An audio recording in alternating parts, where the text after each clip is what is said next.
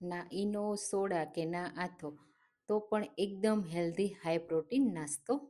Hello friends, હું છું શીતલ. તમારું સ્વાગત છે મારા કિચનમાં. મગની દાળ અને જુવારમાંથી સુપર હેલ્ધી નાસ્તો બાળકોના લંચ બોક્સમાં, સવારે નાસ્તા માટે, સાંજ માટે, અને જો તમે જીમમાં જતા હોય, વેટ લોસ કરતા હોય તો એમના માટે બેસ્ટ નાસ્તો છે. પચવામાં એકદમ હળવો અને હાઈ પ્રોટીન ફાઈબરથી ભરપૂર છે અને ખાવામાં તો બહુ ટેસ્ટી એવો લાગશે. વારંવાર બનાવશો તો નાના બાળકોથી લઈ મોટા બધાને ભાવશે અને ટિફિન માટે બેસ્ટ છે. તો ચાલો બનાવીએ. સૌથી પહેલાં અહીંયા આપણે લઈશું અડધા કપ પૌવા. પૌવા અહીંયા જાડા આવે ને એ જ મેં લીધા છે, એનો આપણે પાવડર કરી લેશું.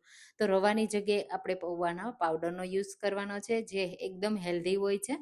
તો તમે એની જગ્યાએ રવો પણ યુઝ કરી શકો. ક્યારે યુઝ કરવો એ હું તમને આગળ કહીશ. એની પહેલાં આપણે મગની દાળ લેવાની છે. અહીંયા મેં 2 કલાક પહેલાં મગની દાળને પલાળી દીધી હતી. અડધો કપ મગની દાળ લીધી છે અને એને પલાળી દીધી. અને પલાળ્યા પછી તમે જુઓ આ રીતે તોડીએ ને તો તૂટી જાય છે. બસ એવી પલળવા દેવાની છે.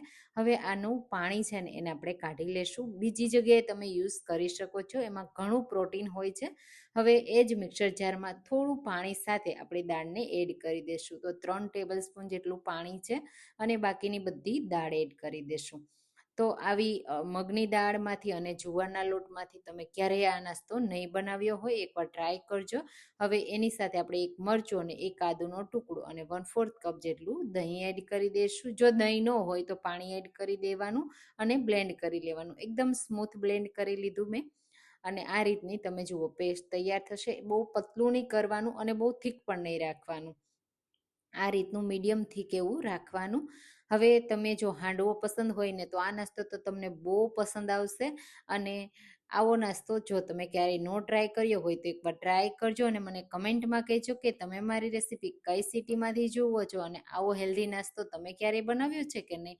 હવે આપણે એમાં ઘણા બધા શાકભાજી એડ કરીશું. તો ચોપરમાં કોબીજ, કેપ્સિકમ, જે પણ તમને પસંદ હોય ને બધા શાકભાજી લેવાના અને ગાજર એડ કરીશું. સાથે અહીંયા મારી પાસે મકાઈ છે, તો મકાઈના દાણા એ મેં બાફ્યા વગરના કાચા જ લીધા છે અને બધી વસ્તુ કાચી જ છે.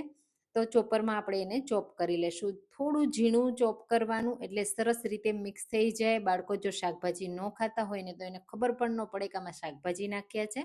અને બાળકોના લંચ બોક્સમાં તો આ બેસ્ટ નાસ્તો છે. ઠંડો થયા પછી પણ બહુ ભાવે છે.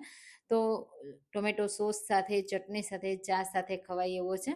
તો અહીંયા તમે જુઓ આ રીતનું આપણે ઝીણું વેજીટેબલ કટ કરવાનું છે. તમે મિક્સર જારમાં પણ 1 થી 2 વાર ચલાવી અને કરી શકો છો. હવે આપણે જે મગની દાળનું મિક્સર તૈયાર કર્યું છે ને એની સાથે આપણે શાકભાજી એડ કરી દેશું. તો કપના માપથી કરીએ ને તો 1 કપ જેટલા શાકભાજી છે. થોડા ફ્રેશ લીલા ધાણા હું એડ કરું છું, સાથે તૈયાર કરેલો પૌવાનો પાવડર અને સાથે હવે એડ કરીશું આપણે અડધો કપ જુવારનો લોટ.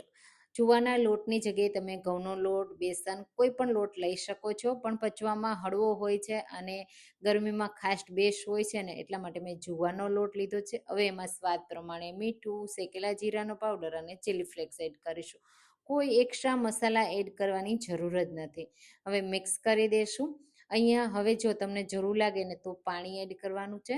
અહીંયા આ બેટરને આપણે બહુ પતલું નથી કરવાનું, થીક જ રાખવાનું છે. એટલા માટે થોડું થોડું પાણી એડ કરવાનું. અને પાણી ન એડ કરવું હોય તો તમે થોડું એક્સ્ટ્રા દહીં એડ કરી દો તો ચાલે, છાશ એડ કરો તો પણ ચાલે. અહીંયા ઈનો, સોડા કે આથો કોઈ ઝંઝટ નથી. એકદમ હેલ્ધી બનશે અને સુપર ટેસ્ટી પણ બનશે. તો આ રીતે 1/4 કપ જેટલું પાણી ભરી લેશું. થોડું થોડું એડ કરતા જશું. આપણે જે શાકભાજી એડ કર્યા છે ને એમાં પણ પાણીનું ભરપૂર પ્રમાણ હોય છે, તો એ પાણી પણ રિલીઝ થશે. તો પહેલાં આપણે બહુ વધારે પાણી એડ નહીં કરી દેવાનું. આ રીતે થીક જ રાખવાનું. અને બસ આ રીતે મેં 1/4 કપ જેટલું જ પાણી એડ કર્યું છે. સરસ એવું મિક્સ કરી દેશું. અને આપણું આ બેટર બનીને રેડી થઈ ગયું છે. આવું થીક બેટર રાખવાનું છે. તો ચમચાથી પાડો ને તો તમને થીક લાગવું જોઈએ. આ રીતે બસ એવું બેટર રેડી કરવાનું છે. તમે જુઓ આ રીતનું. અને હવે આપણે જો ટાઈમ હોય ને તો એને 5 મિનિટ માટે રેસ્ટ થવા દેવાનો. એટલે સરસ બધા શાકભાજી છે ને પાણી રિલીઝ કરી દે અને એના લીધે બેટર કેટલું થીક અને પતલું રાખવું ને આપણે કન્સિસ્ટન્સી ખબર પડે. તો આ રીતે ઢાંકી મેં 5 મિનિટ માટે રહેવા દીધું. 5 મિનિટ પછી આપણે ખોલીને ચેક કરી લઈએ તો આપણું બેટર છે ને એ સરસ એવું થઈ ગયું છે. થોડું પાણી રિલીઝ થયું છે વેજીટેબલમાંથી, એટલે બેટર પરફેક્ટ છે. તો હું અહીંયા પાણી એડ નથી કરતી. આ રીતનું થીક જ બેટર રાખવાનું છે. હવે જો તમારે એમાંથી નાની નાની સાઈઝના અપમ બનાવવા હોય તો બનાવી શકાય, હાંડવાનો શેપ આપવો હોય તો આપી શકાય. અને આજે હું આ રીતે તવા ઉપર હલકું તેલ લગાવી અને બનાવું છું. માત્ર અડધી ચમચી તેલમાં આ નાસ્તો બનીને રેડી થઈ જશે. કોઈ એક્સ્ટ્રા તેલની જરૂર જ નથી. માત્ર આ રીતે બ્રશની મદદથી થોડું તેલ લગાવી દેશું, જેના લીધે શું થશે કે એક તો ક્રિસ્પીનેસ વધારે આવશે અને ખાવામાં સરસ લાગશે. તેલની જગ્યાએ ઘીનો પણ યુઝ કરી શકાય. થોડા આ રીતે નીચે તલ અને લીલા ધાણાથી ગાર્નિશ કરી દેશું, એટલે બહુ સરસ એવો લુક આવશે અને ટેસ્ટ પણ સારો એવો આવશે. પછી આ રીતે ચમચાની મદદથી આપણે થોડું પ્રેસ કરી અને થોડો શેપ આપી દેવાનો ગોળ જેવો. અને આ બેટરને આપણે થોડું થીક જ સ્પ્રેડ કરવાનું છે, એકદમ પતલું નથી કરવાનું, નહીતર છે ને એ ખાવામાં મજા નહીં આવે. તો આપણે થોડું થીક રાખીશું અને આ રીતે બધા જ નાસ્તાને સ્પ્રેડ કરી તૈયાર કરી લેશું.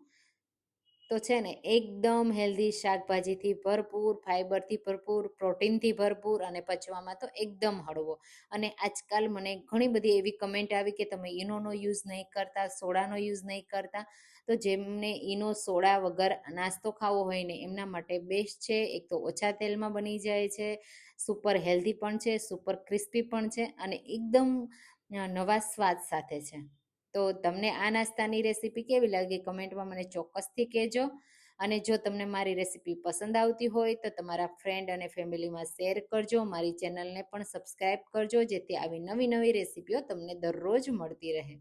ઉપરથી પણ આ રીતે તલ અને લીલા ધાણાથી ગાર્નિશ કરી 2 થી 3 મિનિટ માટે થવા દેશું.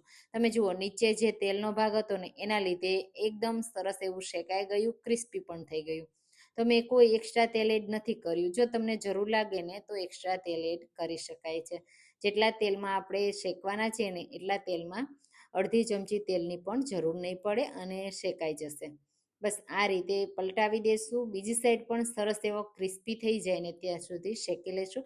તો બંને સાઈડ તમારે થોડી વાર લાગે ને એટલે પલટાવી દેવાનું, એટલે બળે પણ નહીં અને કલર પણ સારો એવો આવે અને અંદર સુધી બધા વેજીટેબલ કૂક થઈ જાય.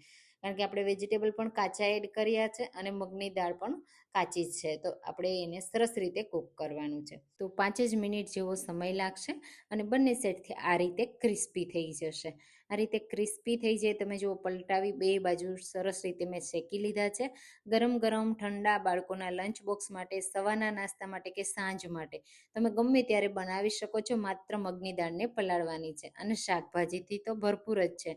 તો તમને આવો એકદમ હેલ્ધી, હાઈ પ્રોટીન, પચવામાં હળવો આ નાસ્તો કેવો લાગ્યો એ જરૂરથી કહેજો. અને એકવાર જો ટ્રાય ના કરી હોય તો ચોક્કસથી ટ્રાય કરજો.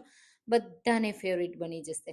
તો આ નાસ્તો તો હું મારા બાળકના લંચ બોક્સમાં જરૂરથી એડ કરું છું અને લંચ બોક્સ તો ખાલી થઈને જ આવે છે. તો તમે પણ બનાવજો. ચાલો ફરી મળીશું. Thank you.